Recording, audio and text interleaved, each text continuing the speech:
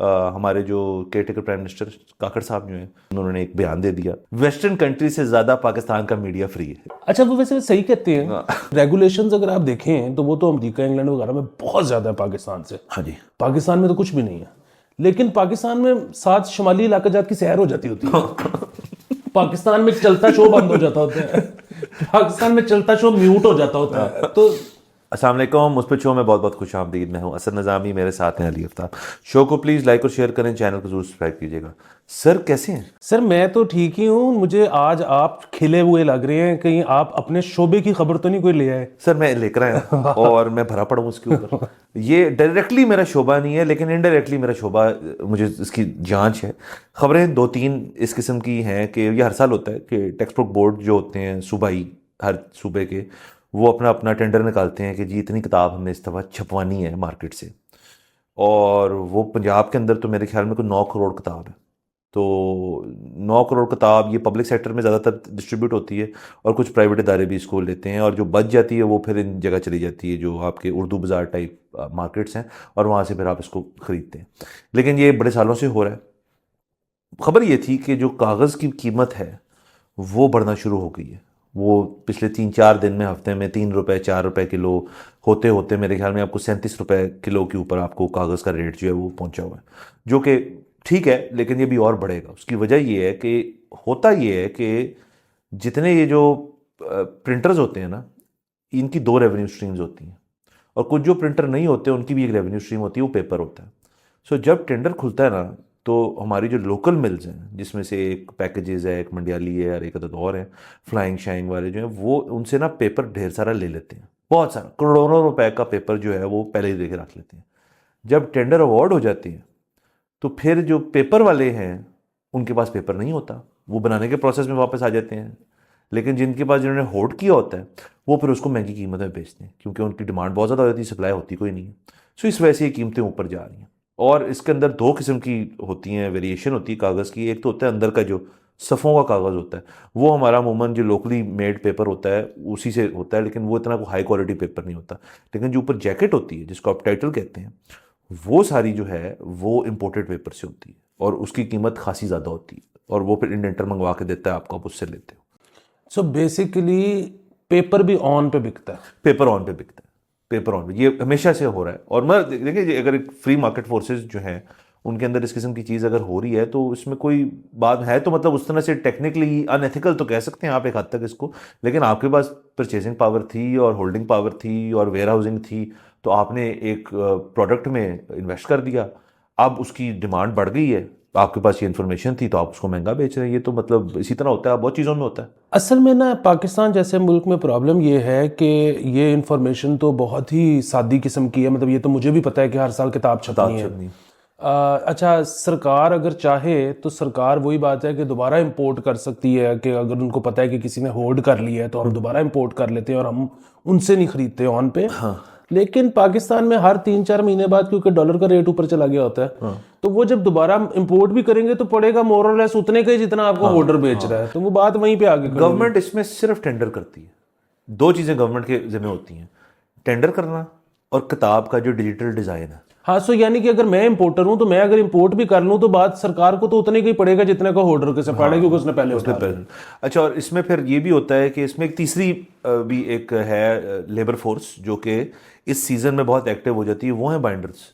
सो binders basically किताब, यहाँ पे दुनिया में तो ऑटोमेशन है कि मतलब वो एक मशीन होती है जिस पे छपती है, फिर एक बहुत सैकड़ों मशीनें होती हैं जिसके अंदर आप कागज़ रखते हो, एंड में किताब बना के देती है आपको। वो भी कुछ लोग यहाँ पे यूज़ करते हैं, लेकिन अमूमन बहुत सारे पैसों में ये काम जो अभी भी हाथ से होता है। और वो जो फोल्डिंग करनी है, फिर फोल्डिंग करके उसकी तय लगानी है, फिर ग्लू बाइंडिंग होनी है। तो एक सीज़न आता है जिसके अंदर ये बाइंडर्स जो होते हैं ये मिलते ही नहीं आपको शहर के अंदर, ये इस काम में ठेके पे काम करते हैं। सो ये भी एक है इंडस्ट्री जो लोगों को जिसके बारे में पता नहीं है इतना ज़्यादा। अच्छा, सो इसमें लेकिन ये है कि मैं तो कभी ना ट्राई करूं होल्ड करना कागज। उसकी वजह ये है कि जब मैं वापस बेचने जाऊंगा तो मुझे कहेंगे जी सिल्ला हो गया है। कोई मसला निकला है। सीरियसली मैंने जिक्र किया कि होल्डिंग पावर से ये मतलब नहीं था कि आप कितनी देर तक उसको, एक तो ऑब्वियसली वो भी कि आप अपने पैसे फंसा के कितने हैं। वेयर हाउसिंग का मतलब ये कि आपने ये कागज़ जो होता है इसका फैलाव इतना ज़्यादा होता है, आपको बड़ा बड़ा वेयर हाउस चाहिए, उसके अंदर फिर आपने इंश्योर करना है कि वो वाटर लीकेज ना हो, कुछ ना हो। इसको रखना भी बड़ा काम होता है, हर बंदा नहीं कर, घर पर थोड़ी रख सकते हैं आप कागज़। जितने भी आपने इससे कमाई करनी है वो वॉल्यूम बहुत ज़्यादा है। सो ये है, ये हर दफ़ा होता है, हर साल होता है। मतलब ये तो सिर्फ पंजाब टेक्स्ट बुक बोर्ड की बात हो रही है, फिर सिंध टेक्स्ट बुक बोर्ड है, केपी टेक्स्ट बुक बोर्ड है, और बहुत सारे। सिर्फ एक कंडीशन इसमें ये होती है कि आप जिस सूबे में किताब डिस्ट्रीब्यूट होनी है, प्रेस उधर ही होनी चाहिए, सवाए, ये भी आपको चले आज बता, सवाए केपी टेक्स्ट बुक बोर्ड के, जिसमें उनको इजाज़त है कि इस्लामाबाद से भी छपवा लें। बहुत तो ये एक डिफरेंस है। सो अब देखें, अब कोई बंदा कॉस्ट एनालिसिस करे, किताब अमूमन 1 साल के बाद इस हालत में नहीं रह जाती, बच्चों के जब बस्तों में रुलती फिरती है कि वो दोबारा पढ़ी जा सके, वो रद्दी होती है, रिसाइकिल होती है। बिल्कुल। और अगर चलें वो किसी ने बहुत अच्छे तरीके से रखी भी हो, जिस तरह मेरी, आपको पता है किताबें ब्रांड न्यू अनटच्ड रहती है, तो उसमें भी ये है कि 2 साल निकाल जाएगी, 3 साल निकाल जाएगी। अच्छा, ऑन दी अदर हैंड, अब अगर हम टैबलेट्स पे शिफ्ट हों, अच्छा वैसे तो ठीक है कि हर महीने ही कोई टैबलेट का नया वर्जन आ जाता है, लेकिन अगर मकसद सिर्फ तस्वीर, मतलब एक पेज को आगे उसको एज पीडीएफ यूज करना है, तो मेरे ख्याल में 10 साल पुरानी टैबलेट भी चल जाएगी। और उस पे ये है कि किताब वो मतलब अगेन बैटरी का एक रौला है, बाकी तो अब मेरे ख्याल में शायद अब मूव करना चाहिए किताब से डिजिटल। बिल्कुल करना चाहिए, ये बात बिल्कुल ठीक है, लेकिन इसमें क्योंकि मैं जिक्र सिर्फ किया प्रिंटर्स और जो पेपर रखते हैं कि वो इससे कमाई करते हैं, लेकिन टेंडर भी तो सर निकलना होता है, और टेंडर जिन्होंने करना होता है और जिन तक टेंडर पहुंचता है वो टेंडर होते रहेंगे। ये तो देखते हैं, मतलब अल्लाह करे इस किस्म की चीज़ हो जाए कि हमें किताबों की उस तरह से ज़रूरत। सो देखें ना, इसका इन्वायरमेंटल फुटप्रिंट भी तो बहुत ज़्यादा है कि देखें कागज़ जो है वो दरख्त काट के बनता है। आप रिसाइकल्ड पेपर जो है उसकी लाइफ, एक दफ़ा आप रिसाइकिल कर लें तो फिर वो कम रह जाती है, फिर उसको तीसरी दफ़ा नहीं कर सकते आप, वो ख़त्म होना होता है। तो इसलिए दरख्त काटेंगे, पल्प आएगा, पल्प के बाद वो लकड़ी आएगी, उसके अंदर कागज़ बनेगा। तो ये यहाँ ऐसे होता है। हाँ, और वैसे भी यहाँ पे वो हमें ये जितना खौफ रहता है ना कि कहीं बच्चा टोटा ना देख ले तो इसलिए बहुत मुश्किल है कि हुकूमत माने कि हम टैबलेट पे शिफ्ट हो जाए। हाँ, वो मतलब एजुकेशन से जरा हट के, मतलब डिफरेंट सॉर्ट ऑफ एजुकेशन होनी।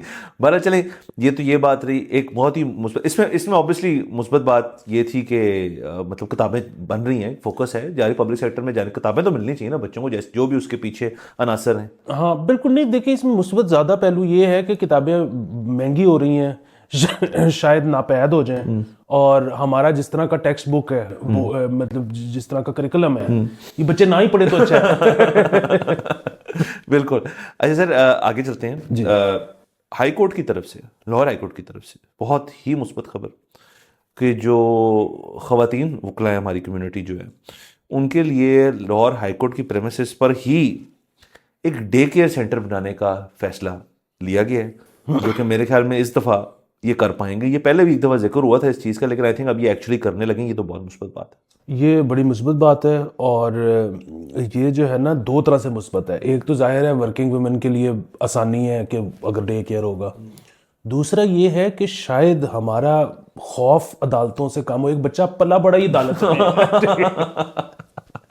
so, वो कम डरेगा अदालत से। और वो वैसे देखो, जो बच्चा वहां पे पला बड़ा हो और बड़ा हो गया हो, जो इन्स एंड आउट्स उसको पता है अदालतों के, फिर किसी को नहीं पता। और देखें वो कितने पैसे कमा सकते हैं इस चीज से वो बच्चा, वो बहुत ज्यादा। और मुझे तो एक और चीज है कि मतलब वो बच्चा 5 साल की उम्र में ना कार्ड बांट रहा होगा कि वोट एनु पाना उसकी इलेक्शंस की कैसी कैंपेनिंग की ट्रेनिंग हो जाएगी। और अगर बच्चा जरा सा वो हो क्यूट सा हो, तो फिर तो देखे ना, वो तो कैंपेन का तो फिगर है उस इलेक्शन का पूरा। वाह सर, कितनी आपने ज़बरदस्त पहलू निकाला है इसके अंदर से। एक और चीज़ इसके अंदर मैं डाल, जो मैं बहुत अच्छा लगता है मुझे और अप्रिशिएट करता हूँ जो वर्किंग वुमेन होती है ना, उनको जिनके बच्चे भी हैं लेकिन वो फिर भी इंसिस्ट करती हैं कि उन्होंने काम करना है, वर्क लाइफ में रहना है। और मैं इस चीज़ का बहुत बड़ा सपोर्टर हूँ कि आपका ये किसने कहा है और ये कहाँ लिखा है कि जी अगर बच्चे हो गए तो बस अब आप घर पे हैं, बस जब तक वो बच्चा घर से जाता नहीं, जो कि इस मुल्क में कभी कोई नहीं जाता, उधर ही रहते हैं। तो फिर इसका मतलब है आपकी ज़िंदगी जो थी वो, जब आप फर्ज करें आपका जब भी 25, 26, 28, 30, 35 साल पे भी बच्चा हुआ अगर आपका, तो मतलब आपकी ज़िंदगी जो थी अपने लिए वो 35 साल थी। मतलब आप दोनों चीज़ें भी तो कर सकते हो, आप बच्चे को भी टाइम दे सकते हैं और कर सकते हैं। और जितनी हुकूमती लेवल पे और प्राइवेट सेक्टर के अंदर भी लोग जो हैं वो इस चीज़ को समझ के अपनी दफातर में बनाए डे केयर सेंटर्स, तो उनके लिए बड़ा इजी हो जाएगा ये मैनेज करना कि खातून जो है वो काम भी कर रही है, बच्चा भी उसको पता है सेफ है मेरा, बात ख़त्म हो गई। बिल्कुल। और ये बेसिकली जो है वो ख़वातीन का क्लेम बिल्कुल ठीक है कि वो मल्टीटास्किंग में बहुत अच्छी होती है। और मेरा तो ये ख्याल है कि ख़वातीन को बिल्कुल ट्रस्ट ही नहीं करना चाहिए बंदों पे। काम और बच्चा दोनों संभाले, बंदे का कोई नहीं पता होता। सर इससे मेरे ख्याल में एक और चीज़ भी शायद हो पाए, लेकिन शायद मुश्किल है कि आप ही कहते रहते हैं जो ठुकाई वाला काम था बच्चों का वो आहिस्ता आहिस्ता हमने फेज आउट कर दिया। देखिए दफ्तर एक बड़ा संजीदा माहौल होता है वहाँ पे, और उसमें अगर बच्चा जो है वो ज़रा सा जिच कर रहा है किसी को, तो मेरे ख्याल में वो जो चीज़ है ना वो जाका फिर से शायद खुल जाए, ये मुझे लग रहा है, लेकिन देखते हैं। हाँ ये बस सर, अब फिर वही बात है कि पता नहीं हम कैंसिल हो जाएं, लेकिन हक और सच की बात करना नहीं छोड़ेंगे कि ठुकाई जो है ना वो एक बड़ा मुस्बत चीज़ थी। कि उसमें ठुकाई में होता पता है क्या है कि आप चंड मारते हो और बात खत्म हो जाती है। मुझे याद है मैं छोटा सा होता था, मेरे वालिद साहब को पता नहीं वो क्या उन्होंने किताबें पढ़ ली थी, तो उनका ख्याल था कि बच्चे को नहीं मारना चाहिए, उसके तहत शोर लाशोर में बुरा असर पड़ता है। तो एक दफ़ा मैंने पता नहीं क्या हरकत की, तो मेरी वालदा मुझे मारने के लिए पीछे भागी, तो उन्होंने कहा ये क्या कर बदतमीजी कर रहा था, ठीक कैसे होगा अगर मारूंगी नहीं। उन्होंने कहा नहीं मारना नहीं, इसको घर से बाहर निकाल दो। अब मैं घर से बाहर खड़ा हूँ, मुझे पता ही नहीं है मैंने अंदर जाना है बाहर कैसे होना है, क्या दुनिया चल रही। सो आप वो देखें कि वो जो ट्रॉमा है उससे मैं आज तक नहीं निकल पाया। यही अगर मुझे उस वक्त चपेट पड़ी होती बात खत्म हो जाती। लेकिन उससे आप टफ हुए, आपको मतलब अपने साथ इंडिपेंडेंस भी आई आपको, और आपको एक लेसन भी मिला। लेकिन आजकल तो एक और चीज़ भी जो पेरेंट्स शायद नहीं एक्सरसाइज कर रहे प्रॉपरली, जो करनी चाहिए, वो जो गर्लफ्रेंड अमूमन बॉयफ्रेंड के साथ करती हैं कि साइलेंट ट्रीटमेंट। और साइलेंट ट्रीटमेंट का सर एक बड़ा फ़ायदा होता है, वो ये कि यार मैं इतना डिसअपॉइंट हो चुका हूँ तुम्हारी इस हरकत से कि मैं तुमसे बात ही नहीं करना चाहता, मैं मुंह नहीं लगना चाहता, मैंने बात नहीं करनी। सर फिर देखें क्या होता है। सर वैसे तो मैंने, लेकिन ये इसमें मेहनत है, ये आपने ना अपने आप को, फिर एक बच्चा जो है उसको इग्नोर करना भी बड़ा काम होता है, बड़ा मुश्किल होता है। इसलिए आपकी बात से मैं एग्री करता हूँ कि वो फिर बात खत्म होगी। और वैसे भी सिर्फ मैंने देखा कि ये जो आप कह रहे हैं ना, ये तो टीन्स से पहले है ना, यहाँ पे ये 26 से बाद है। टीन्स में एंटर होते साथ और तकरीबन 25 साल की उम्र तक तो बच्चा वैसे ही आपको साइलेंट ट्रीटमेंट देना शुरू कर बच्चा देता है, और अगर आप देंगे वो खुश होगा, चलो यार बात ही नहीं कर रहे, ठीक है चले ये। लेकिन ये हाईकोर्ट की तरफ से मुस्बत ही है, हम तो चाहते हैं कि हम इस तरह और खबरें हमें मिलें, और हम इस चीज़ के ऊपर बड़े खुश हैं, ये अच्छी चीज़ है।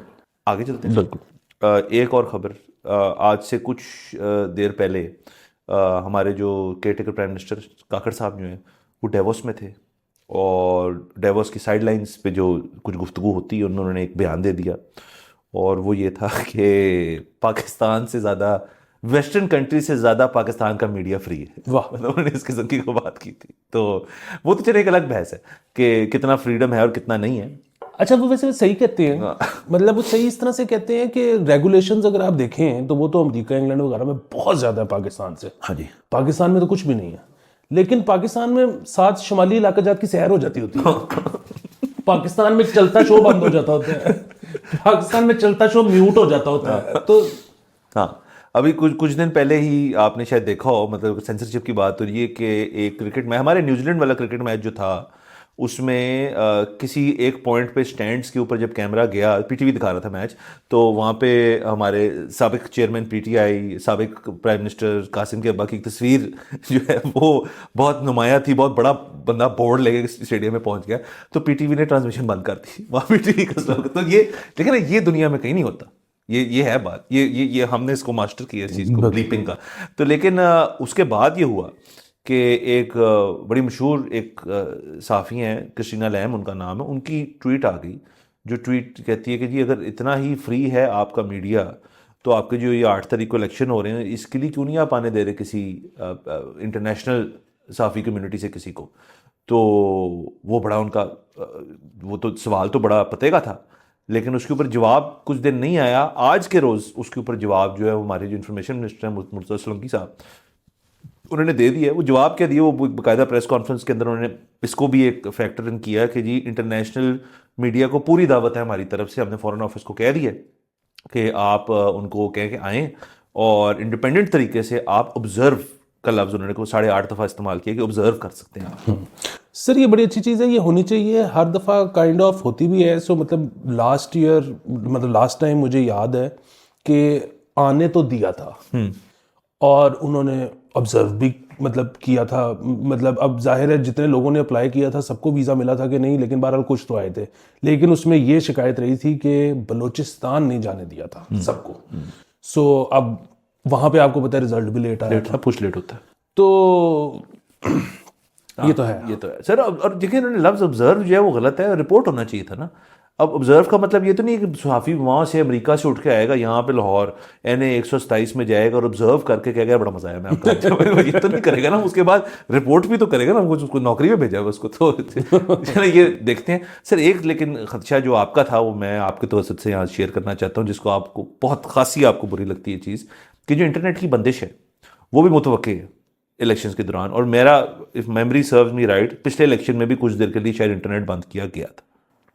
ये बड़ी ज्यादती होगी। मतलब इलेक्शन वाले दिन भी अगर हम कंटेंट नहीं शेयर कर सकेंगे the billions and billions of followers जो हमारे हैं उनके साथ, तो कितनी ज्यादती होगी। जाती है सर। और मैं इसी पॉइंट से अपनी ऑडियंस को भी ये पैगाम पहुंचा दूं कि आप ये ना समझिएगा कि हम अपनी जमहूरियत की खातिर कुर्बानी एक तो हम ये शो पे देते हैं कि हम वोट देंगे, हम वोट दे के सीधा इधर बैठेंगे। वाह, हम इलेक्शन सर, इलेक्शन एक शो होएगा बाकायदा, ये तो हमने प्लान करना है। बिल्कुल। और दूसरे एक और आता हुआ है प्लान। चीज़- हाँ, दूसरा ये है कि हम रोड शो भी करेंगे और उसमें अगर पाबंदी होगी तो हम कोई रास्ता ढूंढेंगे। हाँ बिल्कुल सर, रास्ता निकालना पड़ेगा।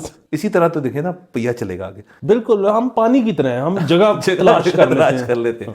बट चलें, ये तो सारी मतलब सारी ही मुस्बत बातें हैं। बहरहाल चलें, आज के लिए इतना ही। कल आपसे इंशाल्लाह फिर मुलाकात होगी अगले एपिसोड में। खुदा हाफिज़।